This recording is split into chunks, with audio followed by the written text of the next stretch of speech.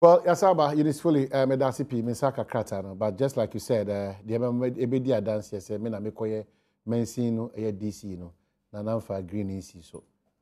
Enti meda DC ne se otimi na no etimi akopa na ne na adaroma kane ana beto me so na me ko akase green pen na de chro na ebeto so ba me na bibia etimi akokama. Enti meda mo ase se de mo sie hu ga obrasiem me ba assembly also a mini bi but mo hwe na mo ma 100%. We be yadwuma ama aboto ya etimi aba bibia be koso kama. Right, yeah. Na kwa ba. O peso ko edisi apa de West. Apa de West. Say na we na bi na eh. Agwa de abo promotion na bi kwa bi TV. Me ka se o so ndai. Apa de West. Akwa ba de West say. Bibia kama. Service muguso. Mo farms no bibia kama. Fantastic. Last week, I was going to know yeah. Now it's for Brenham. On say you will go you go share Jumandi and Senisi Koso. Okay. And I was idea na having army worms here. We moved in quickly. See about because also know we are yeah, Shesi Binya 1,000 acres. Is here 600. Yagaba, Nyamiadman next week see or northern region. Here Yagaba, the Damango. Okay. And Adom is going very, very, very well. Right. Our vision say a few a binya one region, one farm no. It is massively on course. National service for. So the winner Majoradi Yagaba Damango Brenham dear Makan me commander Yansu Honum. Tinya ya kati across nations. If one they were in a supply near Abattoir Jifanku for no. Momo doinya de na. Omo supply. Yeah, Abattoir, my nkoko. Oh, Nungwa farms. Yeah, very good. Nungwa farms no. And a few grand for a good source that way I said beam grand our target say a few grand ke be hit 15,000 beds. Okay. And the new breed about. But you need to get time then your mom want to be almost any different from the old market. I don't know how they go about it. Because I don't quite different. And then the woman Adriana, no woman. When say you're processing a usual whole. Oh, sir. That come about the pictures. You're processing a year sausage, you know. More machines are machines. Processing. I said the more you for one district, one a factory. Yeah, dear, potential.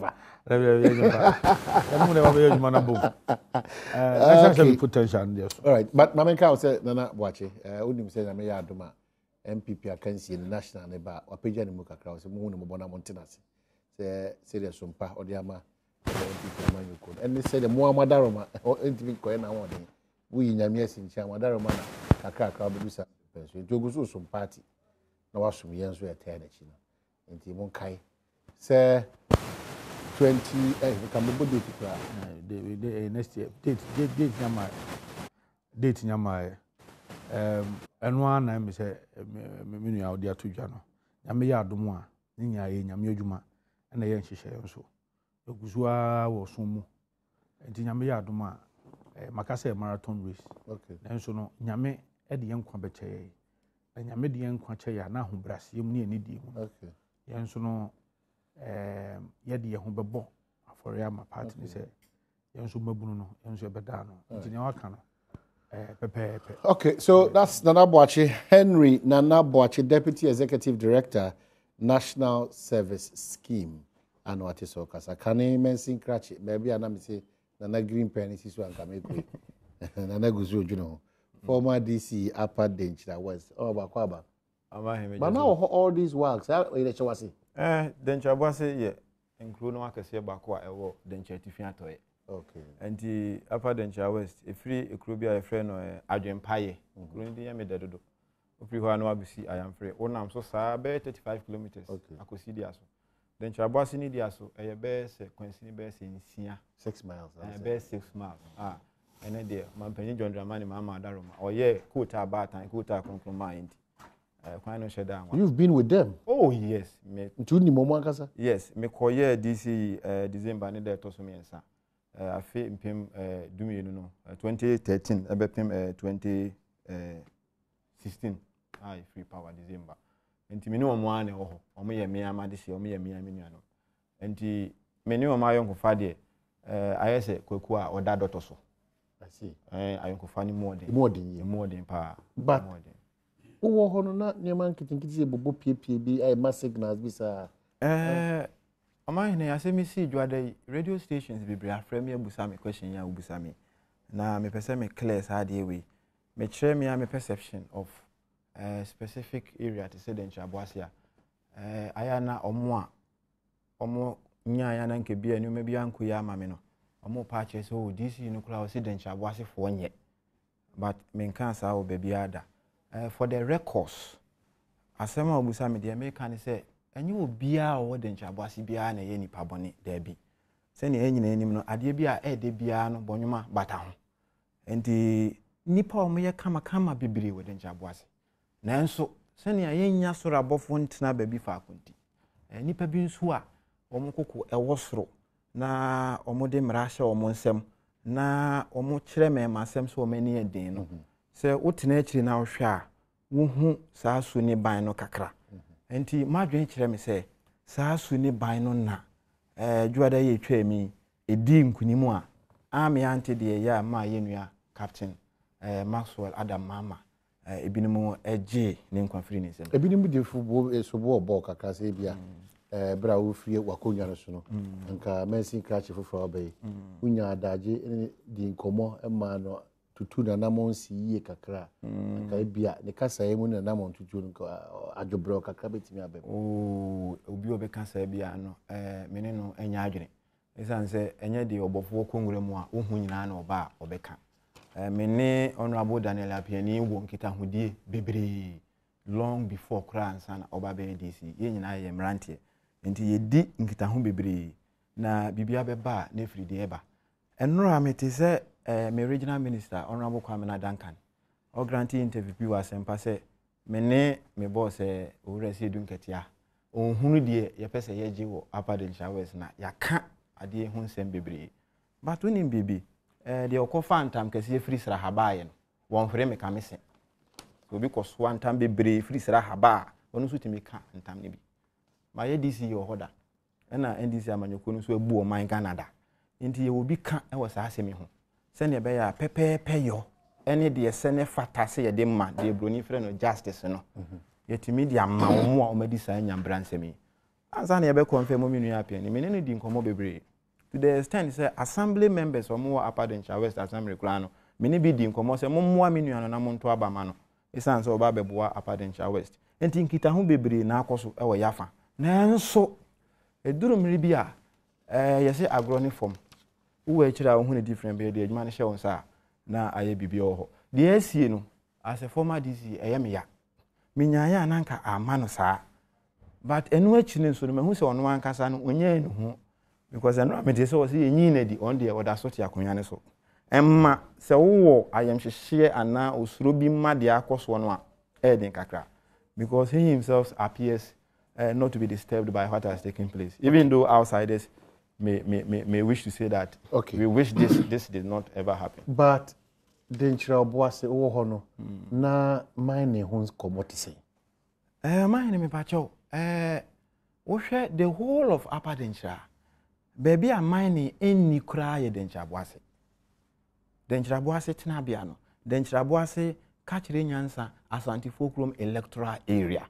ho ye bia ba ko a ho kura na mine enkoso kura sika akọ ewo nkotumso kasawra ene ne mpatem sika akọ wa yamfre sika akọ wadi aso sika akọ ewo subin ene ne mpatem denchira boase se wo de wa mia makan hu a ho nko na yentu sika akọ wo se wonya asase yantam wo ho na wo de mo bi so wonya okobo test obeka se sika ne ho eno de bi a ewo nyame nsem enti so obi pese wo de denchira boase elenke se bi a sika akọ adwuma bi kọ so wo ho ena yenua no hwere ne nkwa nyame anim ne sabi obonsamatiko yegitumu a enyeye enya de bi dia ebegia tuma mena ye baby a captain no free ba ye no o free dia so medical aka say ye be se nkwansiri nsia eba dencha boase adwuma na one ni detachment no omohwe so no ewo the Upper Wasa Forest Reserve ewo Amemfi Central na emom wokɔ hɔ a wofa di aso nti wohwɛ mu a baabi a wɔyɛ n'adwuma no ɛmɛn denkyiraboase mpo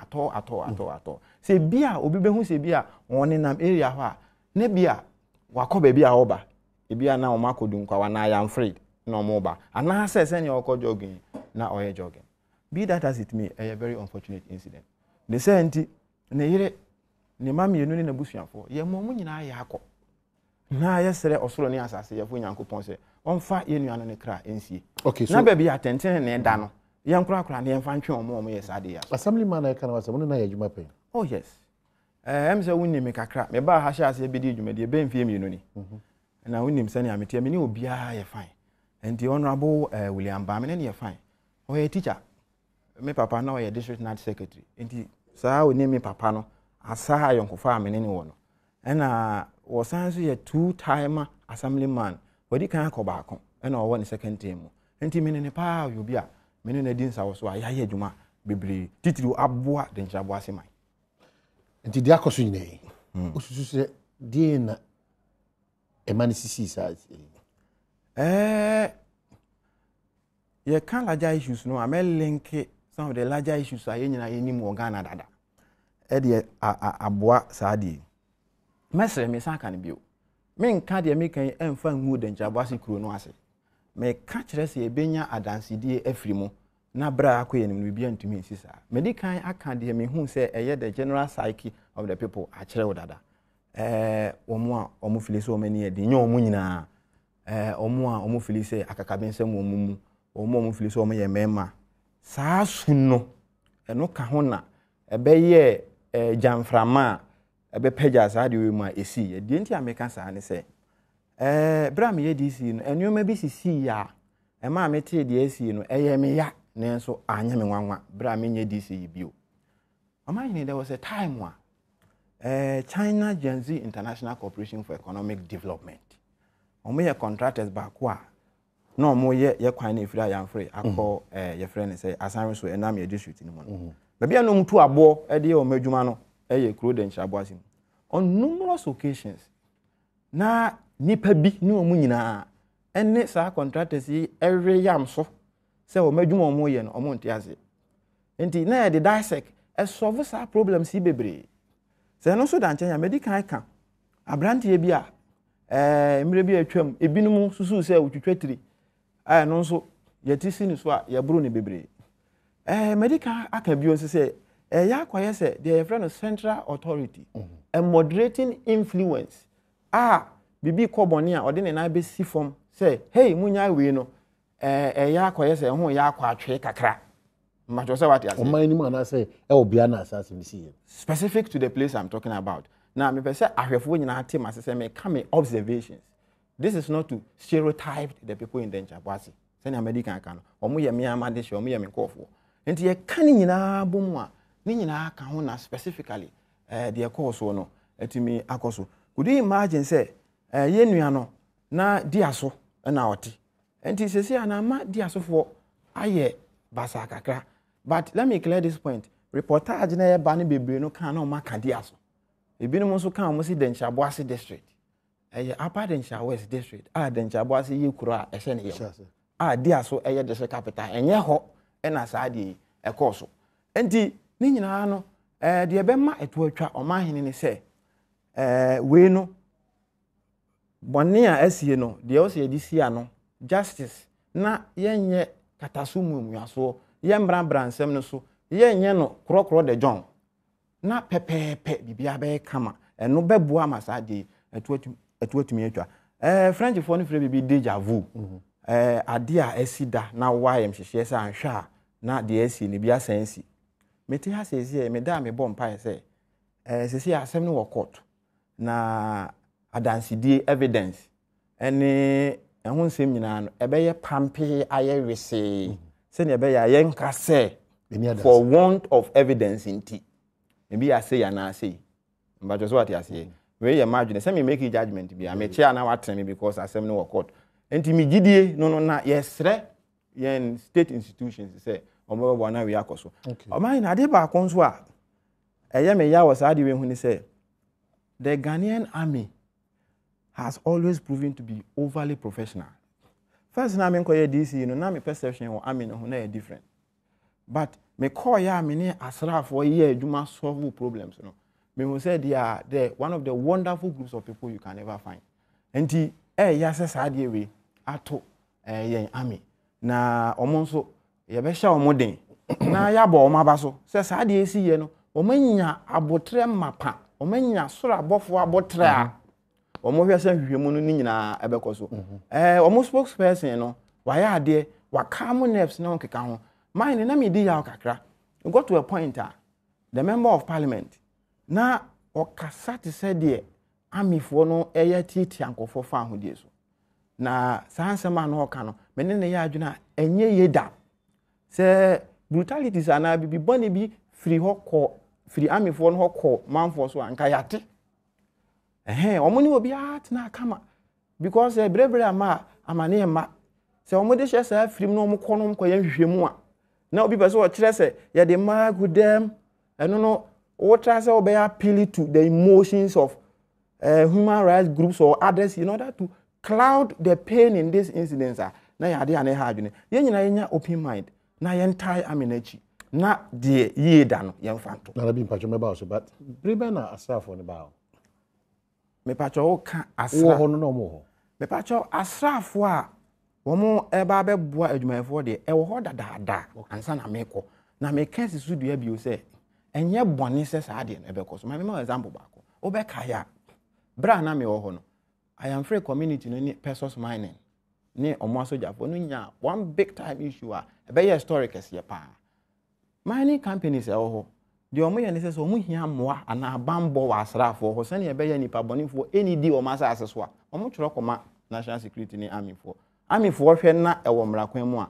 na omo aba abeboa de ye me da ho ne se army fo ne ba saa se wo ye ne foforo bi aba ewo adwuma omo ye no ho na wo ye DC na ne omo kasa na omo mpanyimfo omo kwan a omo bo asolve ma me ma one example there was a time a contractor na wo ye main road no wone boys bi wo dia so enya problem contractor no ofre army fo se omo mra me bo asata no mo ayamfre omo be bo am ye solve problem asunwie ba kama enti anya bone se army fo me ba and so the army's presence in Upper Dencha West ya de o ho ache okay na emu bia nka se eye bone da enye bone da amifo no mo ya adamfo na ye kono na boache so no na bi ba ma menka o se Yara Mela Activa fertilizer one other ma one so kwan so ne o kodwa so akoto fertilizer nya fertilizer bia keke na akoto Yara Mela Activa fertilizer na okope e de ato emu bi emphasis and na 9 na fufu na no kwaye intimesro kope Activa fertilizer abito o ton de na onim akwan o de fa so de bidia ma o ha ama ene mfudie etima ye kama saa so amgusu ka o se ene ennuana ye di na hu hia papa kodi bibia wo za ko fire de kranko bi de abeto so green organic green food for SSR hye na beto ama o se ade a wo to afri omo bia no chemical bia enim odi di juma man pedua na timi anyin from kama wa o ten ka se ampa how bia ni wa e wo akire won sa wo hospital a ekutia ya de bi ti se hepatitis cancer liver disorders kidney disorders fibroid typhoid ene de ekaka onti hwehwe organic green food shop no ukọ control dan suma na one shelf filling station na hwe ni musa so na one clinic in the exhibition runabout bus stop or dan suma na be 0249 363789 0246 590978 sa pepe persona lucky about for so the lucky VK Mr. Abedra so ma ho sisi edimu na ati mewie pay for lucky about 0243 2012 44 and 0277 46 58 55. The crack NIB me say your dream we pay for your dream promotion and also go so air coso call NIB Krabatabia ewo my Ghana. Phone number is 050 145 1050 and that's 050 141 1697. Now NIB ejmekono eni so. Ejako Bax Ewuku Nanabi question me buza na o gaza ko fa dili we be kan was mechi na me adaro ma ko Otadie me fe bomodian na me da se no shamo kuma se obi akwa ba music ko ejimo se o ye guy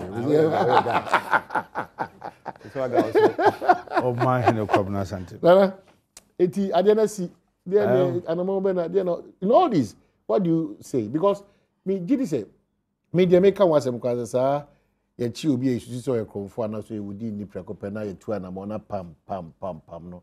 If you buy nyene, ba baby adu dem say, ye nyina asɔman no, atitufo kwada mpanyimfo ahemfo, obi a na no tum. The esi na what is it?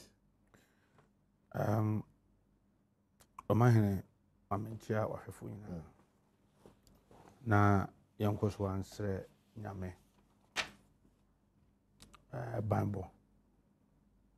Ema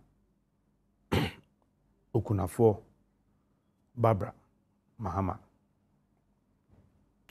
Quick one. Appear stadium so person because about how more Ashanti region. So it's in Empire and say and can we get kakra. Between there. National How best I do. And then me basa kakra. Now Omahene DC former DC akasa yi pa. Many judge any asem a wan fa nya amanyosem. It's a clear departure from the distasteful and the irresponsible comments from a Sedun Ketia. I disagree with you. Don't do that. Don't do that. I wish I had harsher words, but the ATV shouldn't know. And Bajai. O Casano one Casa and Fasobono and Combo or Mampeni. When Jamaica? You were first up in the and your kinds all can we are then they made wash a gut and be namely Fino. Maybe the Jamaica. Fair. Omahene say a cassa a torrentum nato mangano. As some case you uni a idea babe pig's car. A niaba. Say MPP in social says or more quetry. Near her at torrentum and then may be a CC under NDC. The poya na ya buy. Na sebia nyado sebia pronto. Nyansa be pa ne wumu. Menyini so ni monyamfo menkai ebusuafo yawo. Je bi dan kwa wuye. Ya no na eye president Mahama Abreso. Obi ebie na no da. Including the acting general secretary then, Ira Jombodu. Any penifo ano mo honom. Eka se yemfa ho so bo ne ho ntansa no. Yemfa nko soe omampani Mahama. Wo yes ape. Na it is on Ghanaian. Enye Ghana fusu eno no. Hwe Ghana no. Se obi ehwere ne nkwasa. Na eyade a yeyi bibia afiri mu. Na afi ya tam tro konkono. Ne ese ne osum enini nsu. Because oman me ti asemwe no. Maka wa video so eno nua kabakra so video so. Se ne me ye pa ne se me de me ho be hye Captain Maxwell Mahama late. Ene ne yire ai ni asem kese ato ni sei. Me de me ho e be hye omofusu mo mpaboam.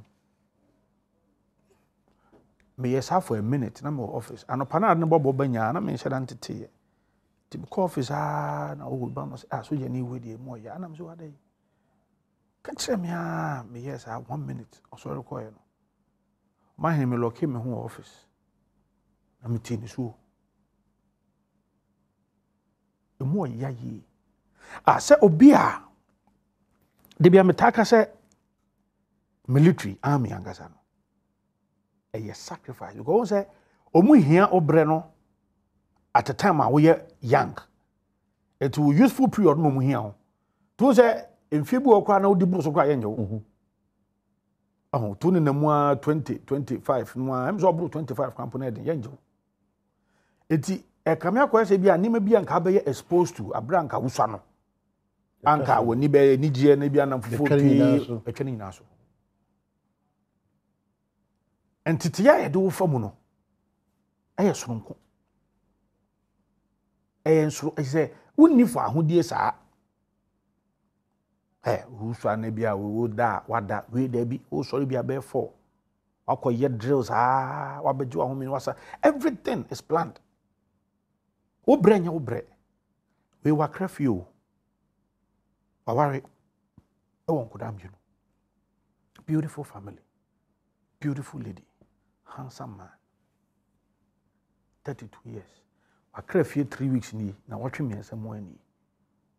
Wakoda wurem. Juma. Some name. Na say you need to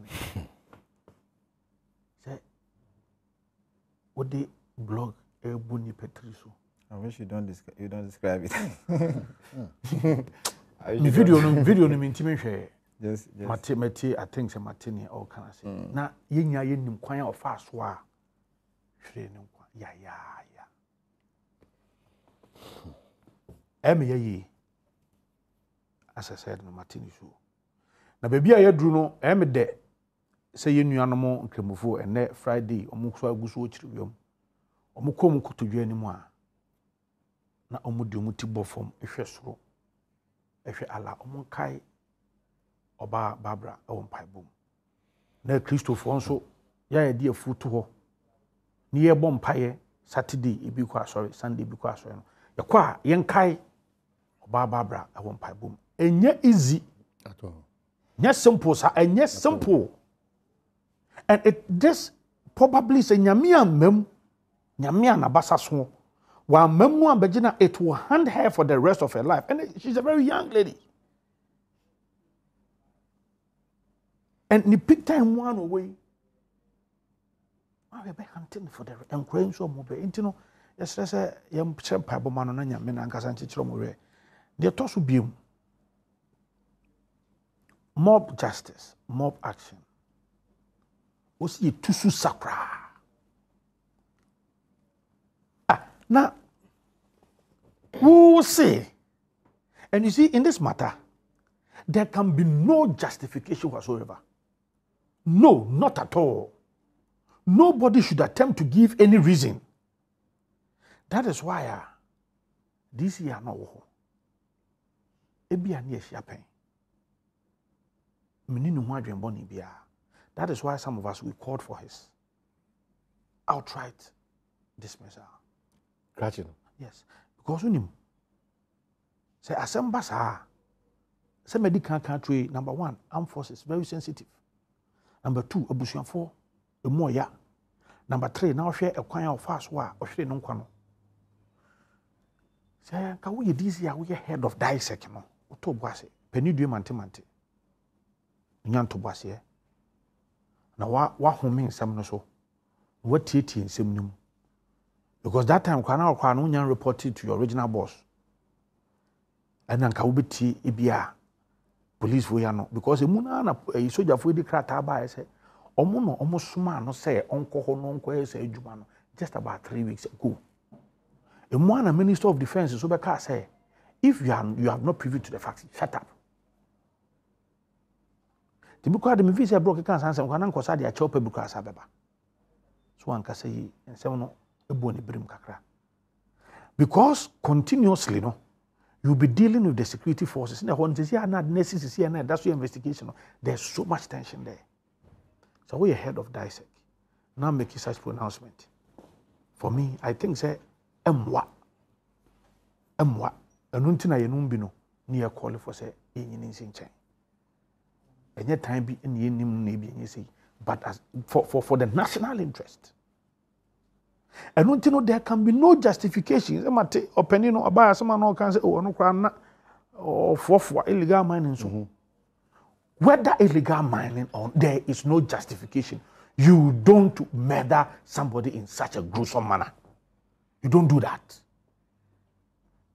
And you know, you be unfair, no say, oh, or can about to condemn me. At the moment you bring such a reason, now as I will condemn me, as I will equalize it. So it is an outright condemnation, no reason, no justification. And those who are saying, say, now chromophobia be chrome the night before, say the previous day, and no movie say. No, and put the onion correct. And put it as barely my excuse. Because you see, so so bim. I'm addressing mob justice. So so bim. Now if you say nipa na di wunya yen mbra batan no ema kwanya for citizens arrest. Ema kwanya for citizens attack. Iti what somebody nipa no. What the same nipa no? Drag him. You drag him to the police station. Titi wakwa den kan if you don't get no ko. Ahoma bi na de bechichi na de achichire no. You don't do that. So there can be no justification. And as you kono ko say mama bro bi ono so no the region. Yeah. Yes na bro ko no say so e before. And pay so be na omo mo yes nyento mfi so mawie ye be pa. Omo mo yes nyina no. Mfi so mawie ye. Eni e be papa. I see. Oh, e jo man ni na no na me ka asem bi. O kai se asante mantem kejetia. Na oba bi a na ese wakwata mo bisika. Ene no no nkofo tugu no so fefe na mororo no ho. Bidi ne sa fefa ne ba bi a ne se nkomdo mo safa. Ekọ wi echa police nhwem kwa se no nkotam ska bia. Nkotam ska bia. Na no me kai na me ka ya konti for unity hall. Na ye breso na obi anajo ipa so a hye na me sa anajo kwa bi mo hwe ne movement ye na me so froko na e blog bi ho. Mo froko osoro nem so bi pa ya wi o. Takwa ne hu dom e ba no so no osane akọ so no hu boys wan so nim konti for e mema pa. E ba no so no froko hye be 7th floor na me so konya ho ko hye obi ba akọ ni. E no ko hange ba akọ ni ho kakra bi sei. That's what we now who send Kabe and Nippana dispecia, and then Kosia for the baby afa. And then should be quatrain of whom our questions or tennis are buying. We in Zea will free 7th floor. The form C, damn. You don't do that. It is a man here, cause here can be nice, animal a criminal. You don't take the law into your own hands. It is a more ya. Baby aduno mo ye na mani age hawa esem sise ba Ghana mpanifo eno mo se president Mahama ekoho ekochichire oba na wire vice president akoho na nadu dango akufado akasa wo ho emede na o mampani Rollins so no akasa wo ho emede se Ghana fo nya na sem sise ba okay na emomu no ma mintin sia de mba ko 1 minute pe na nka mo nkasa ntia o mahene wo I said, you could take Tadio. I've not read the press release on this platform. Sabia Yaro, Sabio Conto. I said, you could tell you I offer. But Penin Trenfi did someone else. Mimi, we didn't even oh, and I was only a Kaba programs in 220. Young Kaiwa. Uti, when Unia Kaba. Which is young Kaiwa. Mesua Unia Kaba, Unia Kaba, one and Eduma, it do how they only could test you more. It do also know could test you more. Most look, don't cut me. Or my hand, so also Kaba. I said, you can say that you hold on that.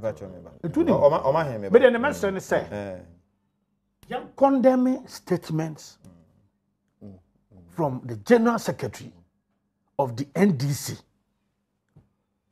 General Mosquito, Nyan Kanchen say, so you're gonna near Sanimano and some fata. Okay. Yankasasa or your penny. On one breath, or say, Yankai statement be our own kind, be our hasa. And Nana B, what kind of the all can and honor you know, or to a tear. Yeah, menso my kind, my party general secretary in a statement, you know. The away and the jai, is answer, General Sedun Ketia, on can't be Bonnie Bia. The American or Hano pay, the same thing. Okay. Yeah, first topic, first topic, or say I am extremely upset with Captain Mames Meda, Nana Kufado Nekanwe. But just what you say. Mese mene na Akufo-Addo nyaadwene General Sedun Ketia se one na Akufo-Addo nyaadwene wo na ye Ghana mampanyini wo de opa ye musampo just within this matter na me afefo me ka kire nyina se the American different from the American kan nyina I am bringing this to the realm of governance and good governance mo mpanyifo ministers no ye wo minister for the interior ye wo minister for national security o mu nyina deputies na nkeka ho. The army in this instance is the victim in the army paying for encounter. National security BM. Yes. Top official be na wa call den chaboase. Utimi 2 mirika call den chaboase. Bere asem no esi ye. top official bena ato ire nchem no see wetimi akọ den chaboase Matisse Central Regional Minister why press conference wo Cape Coast. I thought that press conference could have been done in Denchaboase on the ground. Enti mbacho meba. No. Me matna they have been advised by security mamu now hobi. Asame na also. Now hobi. O abem. Asame na okay. O abem. Say ni anka yenya ntimi nkasa me ni abem. Nka de kenka me qualify say me kasa. And things are also me bacho. Asame ne ba. Asame si do ada. Enti asi edu nkatia me papa na semo a waka no. I was saying Ghana for you. No. Please. Choose your words well. I'm not being a hypocrite. Men can say me a hypocrite. In fact, the American say, the American say,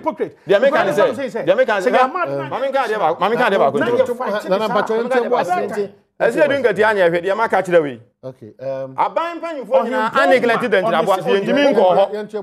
This nko here senior hot here. Anya journalist in the Trump for unity of the Traboase a. President Mahama. Okay. Anya for him the ekoso. Pacho mintiwi. Pacho talking about the army. Pacho mintiwi. Don't be little. Pacho mintiwi. No, Pacho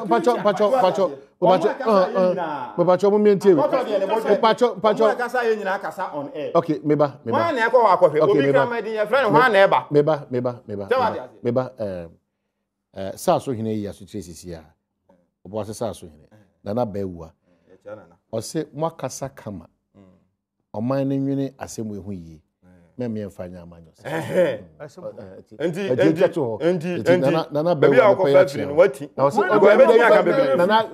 samu apa. Wono na bo ma ba so. Na samu. Na bi na bo ma ba so no pe. Ana de wo sha ase se wo kasa se de enye. Okay, yenko twa ye homra. O de ase. Ye ba. Endi ebuase. Na akoso wono. Ahunidi ahunidi ehu ya na atete so magana. Exactly. Besipa ni ko na ban. Enti wo yo mampani. Na sa wo say ya kan no a. You think the president just Nanado kan we ya. Menena nya adwene.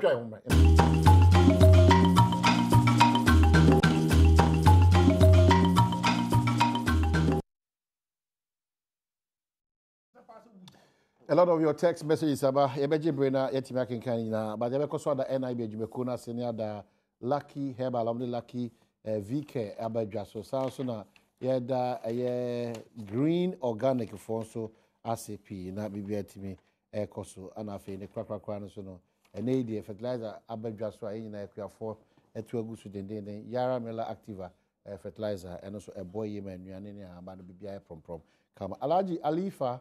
Or Doimo, watch here, a panel members will say Ghana not only lost a great soldier, but the nation has lost its innocence. And going partisan on this issue will amount to killing the conscience of the Ghanaian. Alaji Alifa or Doimo also now the way. And this one says that, oh my good morning, politicizing this issue doesn't make sense at all. Why will you blame Nanado for this? We are in a country when okay, so this message is was Apia Stadium comes back again, and I'll be medical catcher. A fiaman quite tamaklo. Mr. say happy birthday to Jaden, Ethan, Usu, Mafo, wedding fee and 9. If you papa no mammy, honey, fiaman qua a tamaklo. So Anna Tafa or Amrahia, Honorable Erikopoku, and so former Brown for Regional Minister also channel. Was a wonderful submissions. I say attach what did the MP before so Jenny Kamas at the base of Bonibia. I know the nearest one high.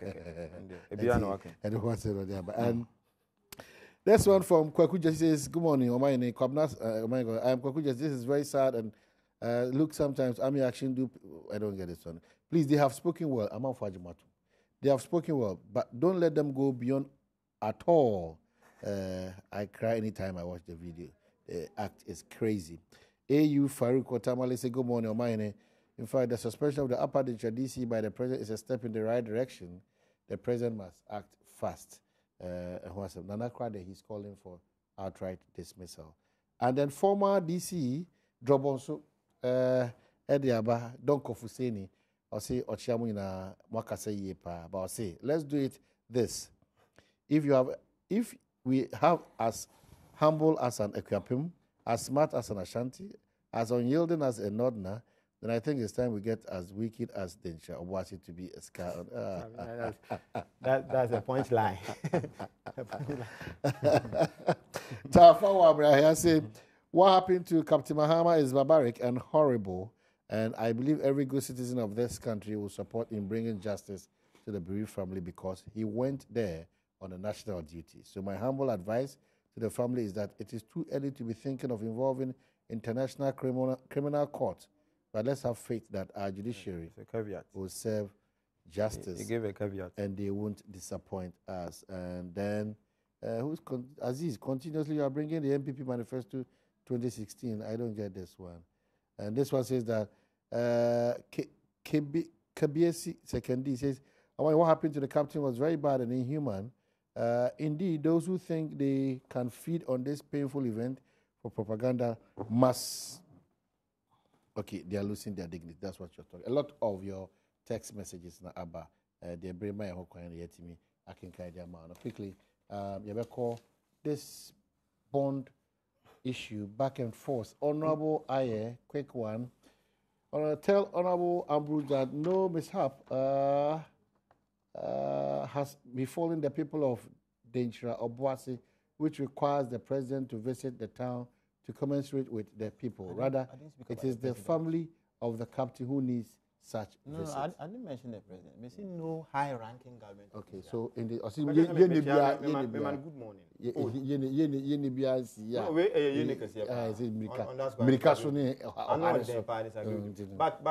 But one issue.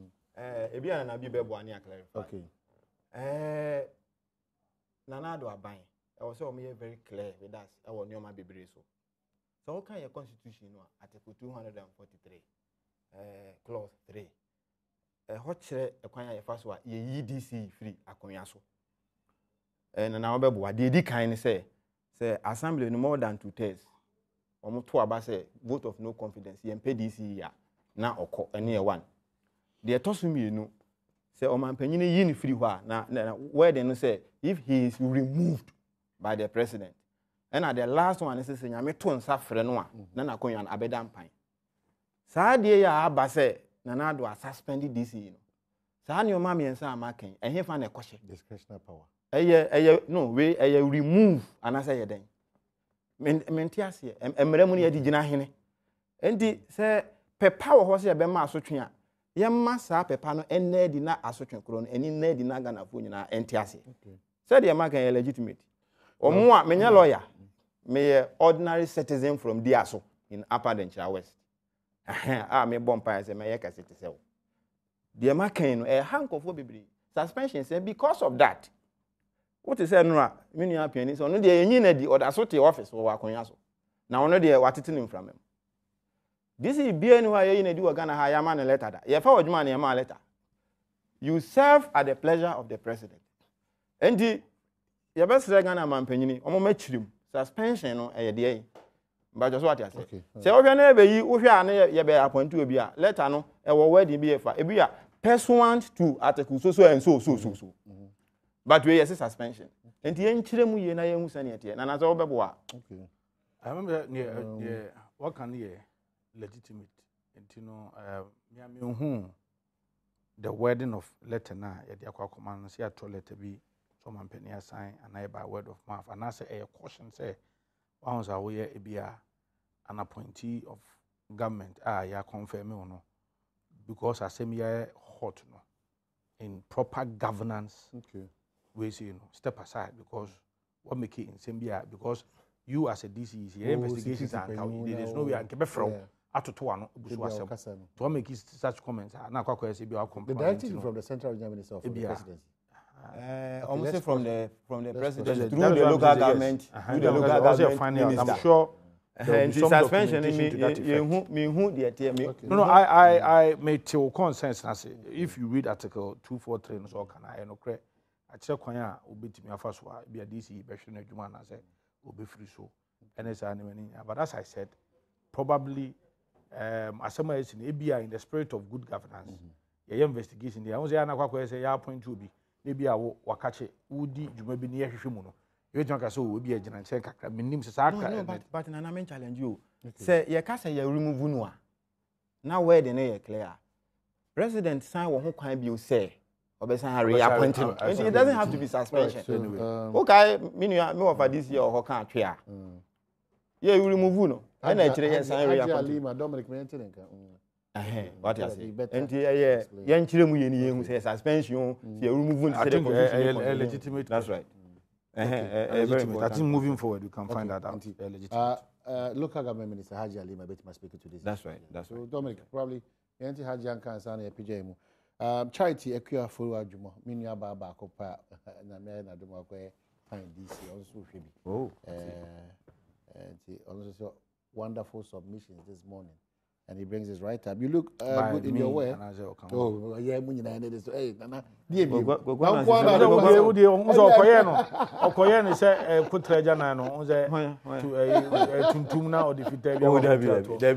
Okay, so my very senior banker writes this one, says, I think we are all looking at what we're all looking at now. We are condemning the act and sympathizing with the military. I am yet to hear submissions that seeks to curb the situation.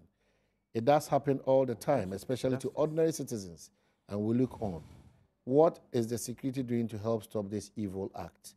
I think we should look into the future and bring out measures to perpetually eliminate mob action in this country. That's right.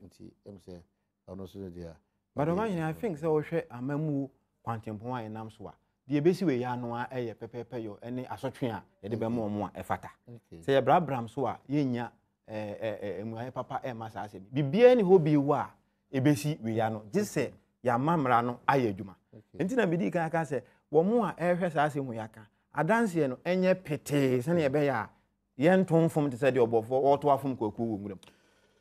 There's likely to be a 4% fuel increase beginning this month, according to the Institute of Energy Security.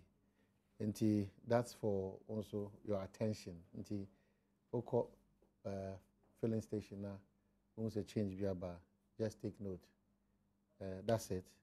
But Nanabi, you wait my boy and wrap up. What is it about this $2.2 billion bond? Already we have another matter on the 2.25 billion matter, and this is also coming up. What is it? Briefly, 2.2 just hot air. Okay.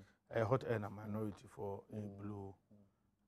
Initially, no make sense. I say, almost my honorable could to Manuko US or holidays be, and I'm so far so the crate will come for American Securities and Exchanges Commission. US Securities and Exchange Commission. Brother Carter will come out. Now, make I'm saying, if you do, but make baby say, some move Nankasacrano. Yeah, oh, Konya so before flight, Oko holidays, now if you could take Cartebi, who the first now, dear Wadi, maybe I don't know, make maybe a parliament and before table because you ever find yourself official because we are not holidays, that's okay. But so we share, but I tell you now, for me, it was. For want of a better word, it was needless because Mwankasana Modis has some Kwamu Mashabija for. Mashabija Muslim, more Kunyan is a bit to Medis has 7 or 2 or Penia or Mashabijum. Speaker of Parliament. Modiba to him, Mupe in Church, Muna Mope, some be invited, Finance Minister, but not be treated. It is a normal practice. Secondly, yes, our law courts were. I won't ask my now visit to Chuaswa, bit me. I will kind of know President Mama Breswa, ma. Smarties. Yes, here pen can't have been near the Adina, Attorney General and Uncle Kwasa, and is and I for Occupy Ghana for a court, no munya favorable judgment ruling on the matter. It is our law courts, Crampona, almost seized with the jurisdiction to hear and determine this matter. It is a move free, ha? No flight, ton, Namuka. It make us.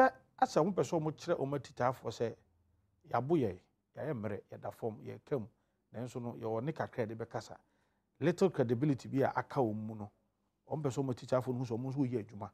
Now they are holding the majority to their words until Abribiano, Muye Bibike. Now, say, oh, ye Jumo, ye near bro, ye castle, because we hear press statements every honorable how do so about 1 year and comfort number 2 minutes. na me ya he's a fine gentleman sembu ho eba no kan wasema na no omo eja omo Kumasi police force omo nyanya so bia omo ni evidence ona wona do say video bi ho ntia ko video no so hwema unhu bia unhu so bia ura lokọ abonten ba bi na nipa bi omo dede it was unfortunate oh so we eno kwa so say sin nchen a it appears say I say abibia no hot air on this matter I say me hu krata me kan dia no penem hu ye me say Godfrey Dame or responding deputy attorney general very detailed dey na me say na nya botrenken kan ni nyina nti no ayaka finance minister ga so asemo mo kan de obi enu hono ma waba abonten a o say oba so ba bepe bon ni bi ato a o complain say ye buatia no obi enu ha complain okay because from what they say BM say conflict of interest asemo mo kan hey mama conflict of interest and this if we na mutimi ejina simpie so you came to improve the system no you do how not to follow suit say conflict of interest no e boa ama aban no way it is not really going to add up to our debt portfolio so we hwem no mo chechese omo amotisika asemase no omo chirechire mu ya it is not really going to do that okay but rather no mami we ho no it is a eney mu conflict of interest so Burkina ni di ka bre president Mahama aye kan wasam omo say conflict of interest Burkina ni na bi we ko try omo say conflict I know the kai ba the man contract omo hine na bi nkofo hwe nkofo omo hine onzo kan onzo say to na say to nkofo hwe me pacho na bi say no beda kuma oh ahaya na menyini yo so beda because me academy na ko central na bi bia na ko David pacho content no nyakwa na ekodi aso eh omo hine say say minority for no a blue hot air MPP for nyai ma omo blue hot air because our hot air no MPP for no na be boa om na say jai enti mo obi anka say omo blue hot mo de mo nyai but you say what you say why Trevor Travgain why a non-executive chairman Emma Franklin templating group no ebeto 95% of the bond no anasa me boa say no yampa say papa na so was say a chairman ma enterprise group ora gan for yatana e de buy one ne aname boa and the minority Ken doesn't have any me pacho me past 5 years me pacho he doesn't have any interest in no be kire ada na ya mo me enka no no be kire you go to registrar general no be kire o ma hen na bo ya na wa go o memory the minority can say he doesn't have any interest sa ayonkofa no ani die e ha dwen ene ntoato awom e ha adwene enti na Burkina you are the president Mahama you cry me bajo sa Burkina ni ka no mo fa nkoto bola so muti mu amuchi I mean let's settle this matter muti they can be on say they can be say the minority can say say adwumadi we project taxation ni dwirimu e bata ho bebre he who calls for equity must come with clean hands mo na mo se mo ya apostle so bia de so ade enti e bon ma mo de munyai munyai me hwehwem and na wonu say pra ye bete kankan abonjani wu a ye be hu na tenten me ma no economy na ye debt to GDP ratio obua we sika no bebre kura e kwa the reserve account e kwa the reserve account e be add into ade enye no credit say e dey for mami dam sponsors enye no credit say we e swap ye debt mami dam enye be $5 billion na mo dey aka ye say sika ni nyina aka hu mi so ka say en kan ye debt to and obi yi ano say enya ye ready see e be san ko hepe ade na ye dey say mami ye sika no ye be san ya bo no e ko soro enti na ye ka ono ba shameda ase ono ba shameda no ono na wa say no ono ba shameda ase nana de meka sa nana meka enti say ye wata onya ono ba sia Ghana fo nyina ye say MPP fo ton board mo ma busuafo na mo nuanom e de ye o mo hu ye ebia so ye drum ni keta sa Ghana fo nyina e wato de ne bodwe eduru o mo so de abi ye da NIB ejibaku na se ye da mo che ma mo ho ye da Yara Miller Activa Fertilizer for us organic green food for acid and that for so as nyame adoma Ernestofori or Hamburg actually would 50 years Ernestofori radin kan from na ya brefo aro de we there me do man come na something nyame adom na odechina juada eche e ba be share wa be say nemom kunkum mama kam asem wie keteke no eko aguna swedro main lorry station on Saturday we china me obi e beto isa ejo no tinya aguna swedro emu de we ne fa ho we ya aduma multimedia no address a me no yeah that was enjoy your weekend